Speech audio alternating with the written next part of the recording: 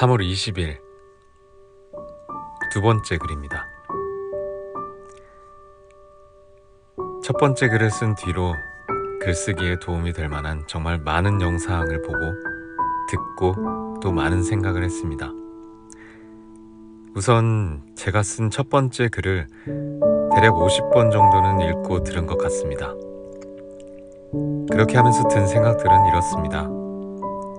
야, 이 정도면 잘 썼네. 아니야, 이 부분은 좀 미흡했어. 여기선 이 단어보다는 이 단어가 더 나았을 텐데.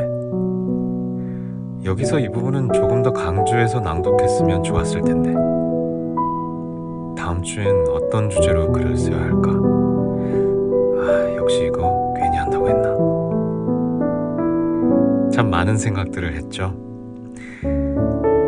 이렇게 며칠을 고민하면서 가장 명확하게 저의 가슴 깊이 들어찬 느낌은 참 재밌다. 글을 쓰는 것이 이렇게 재미있는 일이구나 였습니다.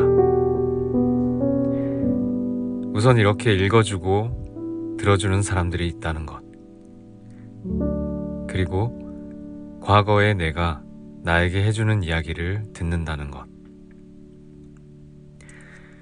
지난 글의 주제가 어려운 일이기 때문에 무조건 한다 였는데 그 내용이 그저 내 머릿속에서만 맴도는 다짐 같은 것이었다면 이렇게 재미와 책임감 같은 것을 크게 느끼지는 못했을 것입니다. 지난 일주일 동안 제가 주제로 잡아본 것들이 대략 70개 정도 됩니다. 대부분은 일을 하면서나 출퇴근길 차 안에서 들었던 강연들과 일상 속에서 보고 들은 것들에서 꺼내본 주제들입니다. 여러분은 언제 마지막으로 글을 썼나요? 생각을 글로 옮긴다는 것이 쉽지는 않죠.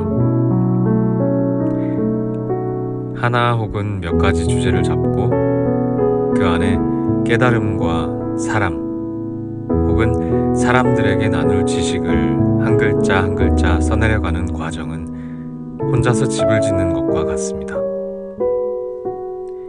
처음에는 막막하지만 어떤 집을 지을지 그 모습을 떠올려보고 어떤 땅 위에 세울지 어떤 구조로 지을지 어떤 순서와 어떤 색깔로 짓고 그 안에는 어떤 것들을 담을지 계획하고 실행하는 그 과정이 참 닮아 있습니다. 하지만 집을 짓는 것보다 훨씬 쉬운 것은 마음에 안 드는 부분이 있다면 지우고 다시 쓰면 된다는 것입니다. 그리고 처음 계획했던 것보다 더 크고 멋진 집을 지을 수도 있다는 것입니다. 다만 그렇게 되려면 더 많은 시간과 노력이 필요하겠죠. 한 가지 제가 생각하는 가장 중요한 것은 그 안에 사람이 살고 있어야 한다는 것입니다. 그 안에서 사람들이 마음을 쉬거나 에너지를 얻거나 깨닫고 성장해야 한다는 것입니다. 이렇게 말하니까 제가 무슨 30년 차쯤 된 작가가 된 것 같습니다. 그냥 제가 제 스스로에게 하려는 말을 글로 적고 있다고 생각하시면 좋겠습니다. 스스로에게 하는 말을 왜 이렇게 사람들에게 보여주고 들려주냐고요? 그건 잘 모르겠습니다. 그냥 그렇게 하면 참 즐거울 것 같다는 생각이 듭니다. 에베레스트 산에 올랐는데 그저 혼자 깃발 꽂고 셀카 찍고 평생 그 사진 혼자 본다면 무슨 재미가 있겠습니까? 나 나름 열심히 했다고 칭찬도 받고 나로 인해 누군가가 용기를 낼 수 있다면 참 즐겁고 보람되겠죠. 행복은 크기의 문제가 아니라 빈도수의 문제라고 합니다. 아이들이 어른이 되어서 기억하는 어린 시절,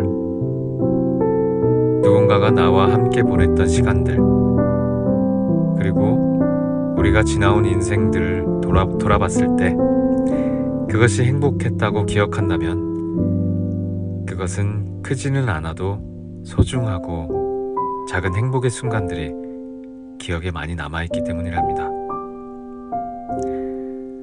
여러분도 제가 이렇게 글을 쓰며 느끼는 행복감처럼 소중하고 작은 행복의 순간들을 차곡차곡 모아가는 삶을 살아가기를 진심으로 기원합니다. 오늘 발음 많이 틀리네요. 그래도 한 번에 녹음하겠습니다. 행복하세요.